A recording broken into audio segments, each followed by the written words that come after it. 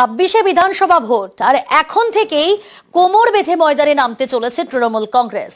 প্রচারে অস্ত্র কি হবে, কোন কোন ইস্যুতে শান সুর বেঁধে দেবেন তৃণমূল নেত্রী। বৃহস্পতিবার নেতাজি ইন্ডোরে তৃণমূলের রাজ্য সম্মেলন। বছর ঘুরলেই পশ্চিমবঙ্গে বিধানসভা ভোট, এখন থেকে ময়দানে ঝাঁপাতে চলেছে তৃণমূল।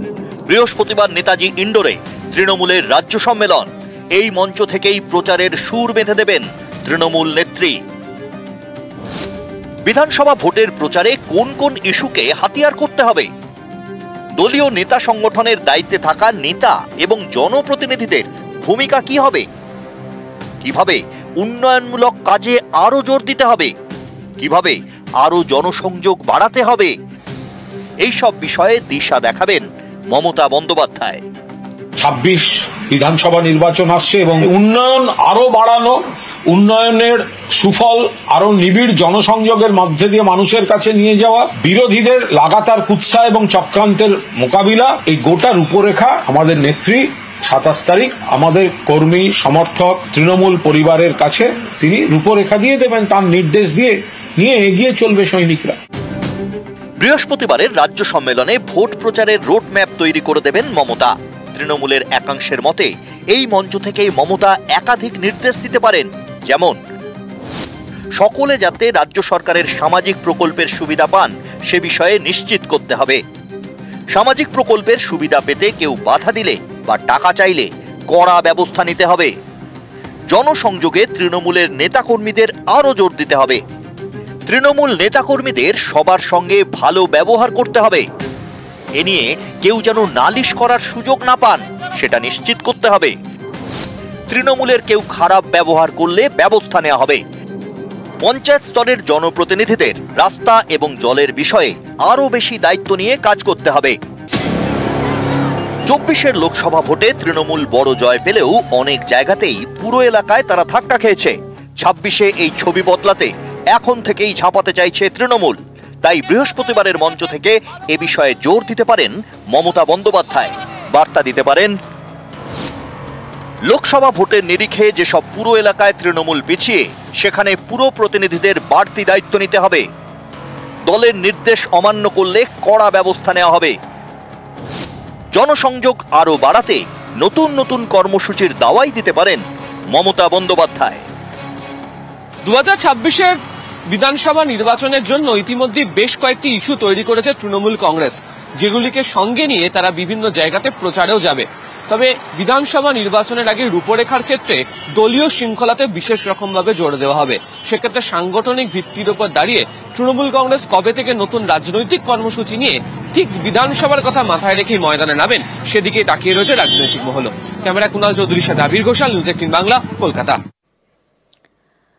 হারোয়ার ভুবনপুরে গ্রাম পঞ্চায়েতে 15টি গ্রাম, সেখানে এখনো পর্যন্ত উন্নয়ন হয়নি। একটু ছবি দেখাই আপনাদের, দেখুন গ্রাম পঞ্চায়েতের 15টি গ্রাম, যেখানে এরকম রাস্তা অনুমোদিত এলাকা, কিন্তু তারপরেও বেহাল রাস্তা।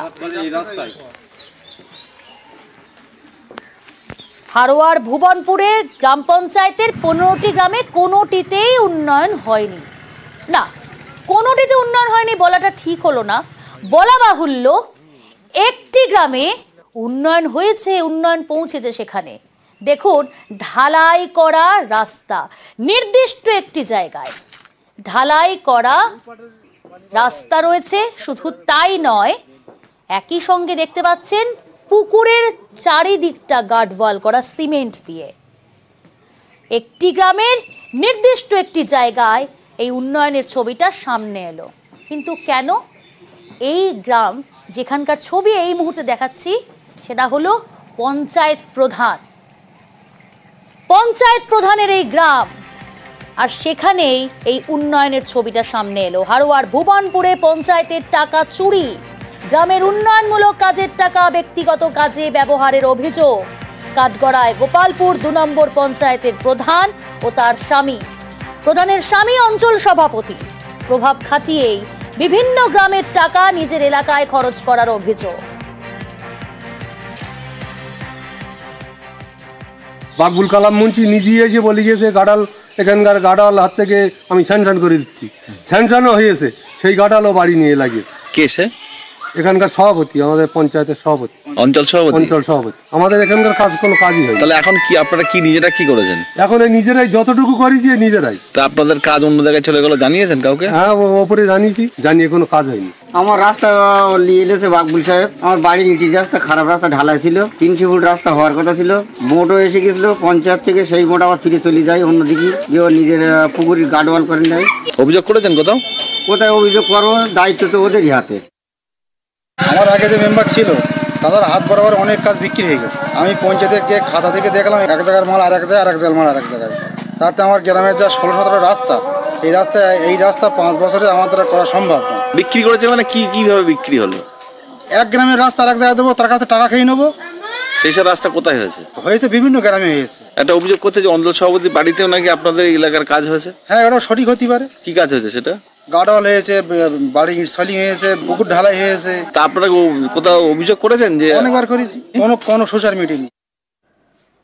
ভুবনপুর গ্রাম পঞ্চায়েতের 15টি গ্রামে বেহাল পরিস্থিতি, বেহাল রাস্তা আপনারা দেখছেন, কিন্তু এই একটি গ্রামের নির্দিষ্ট একটি জায়গা, সেখানে কিন্তু উন্নয়ন এবং একই সঙ্গে পাকা ঢালাই রাস্তা আমরা দেখালাম।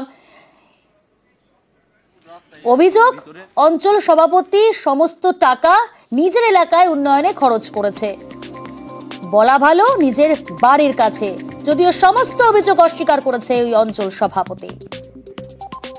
আপনারা গ্রাম পঞ্চায়েত অফিসে গিয়ে আমাদের পঞ্চায়েতের যিনি নির্মাণ সহায়ক আছে এনএস, তার কাছ থেকে খবর নিয়ে দেখেন সম্পূর্ণ মিথ্যা, চক্রান্ত ছাড়া আর কিছু নয়।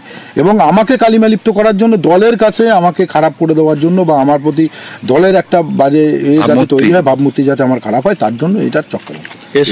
আপনি ওখান থেকে কোনো কাজ? না, একদমই নয়। পঞ্চায়েতের রীতিমতো রুলস মেনে এবং পঞ্চায়েত নিয়ম অনুযায়ী কাজ হয়, এটা সম্পূর্ণ মিথ্যা। আর এবার নজর রাখা যাক বজবজের দিকে একটু নজর রাখি। সেখানে আবার খালের উপর বেআইনি নির্মাণ, বজবজ 2 নম্বর ব্লকে বেআইনি নির্মাণ, পিডব্লিউডির জমিতে বেআইনি নির্মাণ, আলমপুরে খালের উপরে এই বেআইনি নির্মাণ। শুধু তাই নয়, দোকান তৈরি করে বেআইনি ভাবে তা বিক্রি, 6 থেকে 7 লক্ষ টাকায় দোকান বিক্রির অভিযোগ। বিজ্ঞাপনও দেওয়া হয়েছে এই দোকান বিক্রি করার জন্য। তদন্তের আশ্বাস দিয়েছে ইতিমধ্যেই পঞ্চায়েত সমিতির সভাপতি সমীর রয়েছে আমার সঙ্গে টেলিফোন লাইনে। সমীর, বেআইনি নির্মাণ শুধু নয়, বজবজে খালের উপর সেই নির্মাণ করা দোকান, সেটা আবার বিক্রি করে দেওয়ার অভিযোগ, আবার বিজ্ঞাপনও দেওয়া হলো। প্রিয়াঙ্কা, দেখো, এই দক্ষিণ 24 পরগনার সাতগাছিয়া বিধানসভা, সাতগাছিয়া এবং নোদাখালী থানা এলাকায় এই যে ডোঙারিয়া, রায়পুর, এইখানেও যে মানে খালের উপরে বিল্ডিং হচ্ছে, এবং তারপরে আলামপুরে ওইখানে একটি খালের উপরে দোকান তৈরি করছে, যেটা হচ্ছে পিডব্লিউডির কিছুটা জমি আছে। সব মিলিয়ে ওখানে 8টা না 9টা দোকান তৈরি করেছে। করার পরে সেই দোকানে আবার পোস্টার লাগিয়ে সেই দোকান বিক্রি করছে 7 থেকে 8 লক্ষ টাকা। এটা বেশ কিছুদিন ধরে চলছে, সবাই জানে, কিন্তু জেনে মুখে কুলু বেঁধেছে। এলাকায় যে নানা যায়, এই এলাকা জুড়ে খাল ভর্তি থেকে পুকুর ভর্তি থেকে সবই হচ্ছে, কিন্তু নোদাখালী থানার জানে না, এবং স্থানীয় যারা বিধায়ক আছে, জেলা পরিষদ আছে, তারা কেউ নাকি জানে না।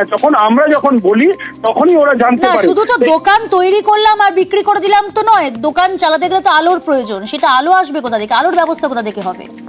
দেখো, আলো তো এইখানে যেরকম, এটা হচ্ছে নোদাখালী বিধানসভা এলাকা, নোদাখালী থানা এবং আমাদের সাতগাছিয়া বিধানসভার মধ্যে পড়ে। এখানে আলো বললেই আলো চলে আসবে। এখানে যে পিডব্লিউডির উপরে জমি এবং যে খালের উপরে জমি দোকান করেছে, সেখানে ইলেকট্রিক সাপ্লাই একদম মিটার বসিয়ে দিয়ে চলে গেছে, যে কারেন্ট ওদের পাবে, কারেন্ট অলরেডি দিয়ে দিয়েছে। তাহলে যখন আলো এলো তখনও জানা গেল না যে এটা একটা বেআইনি জায়গা এইভাবে নির্মাণ করা হচ্ছে? যারা বিদ্যুৎ দিচ্ছে এবং যারা এখানে প্রশাসন আছে, সবাই জানে এখানে সব বেআইনি। পয়সা দিলেই সব পাওয়া যায়। এখানে পয়সা দিলে বিদ্যুৎ কি, তুমি মিটার যদি চাও মিটার ঘরে দিয়ে দেবে। যেরকম ওই যে দোকানদার, সে নিজেই বলছে যে পিডব্লিউডির জমি হোক, আর আপনার কথার বক্তব্য পুরোটাই তাহলে যোগসাজশ। যিনি বিক্রি করছেন তার কি বক্তব্য শোনাই আপনাদের। বলছি দাদা, ওই আলমপুরে আপনার নাম্বারটা দেখলাম, ওই একটা ব্যানারে দেওয়া রয়েছে দোকানের জন্য। কিরকম কি দোকানের সাইজ আছে, কি দাম, কত কি? ও 18 ফুট মানে ডেপথ আছে, আর চওড়া আছে 11.5 ফুট, 11 ফুট এরকম। মোটামুটি দাম কেমন কি পড়বে? 7 লাখ টাকা। স্কয়ার ফিট হিসাবে দাম মানে ধরে হচ্ছে নাকি এমনি নর্মাল এরকমই আপনারা? না, এরকম থৌকো দাম। কলম তুলে গার্ড ওয়াল করে স্ল্যাব ঢালা হয়েছে, আবার উপরে ঘর করে ওপরে আবার মানে স্ল্যাব ঢালতে হয়েছে, ছাদ করতে হয়েছে। এর আগে কদিন আগে 6.5 করে দুটো বিক্রি করা হয়েছিল। তো এখন একটা আছে, ওটা 7 লাগবে আর কি। আচ্ছা, মোটামুটি যেটা মনে করবেন সেটা দেওয়া যাবে। দুটো মোটামুটি 7 লাখ টাকায় কি ফিক্স নাকি একটু কমানো, মানে কিছু কমানো বাড়ানো যাবে? কি ধরনের দোকান করতে চাইছো ওখানে? কোন দোকানই করার ইচ্ছা রয়েছে? ভাড়া না নিয়ে যদি কেনাই হয় সেক্ষেত্রে পেপার মানে রেজিস্ট্রি এগুলো তো এগুলো হয়ে যাবে তো?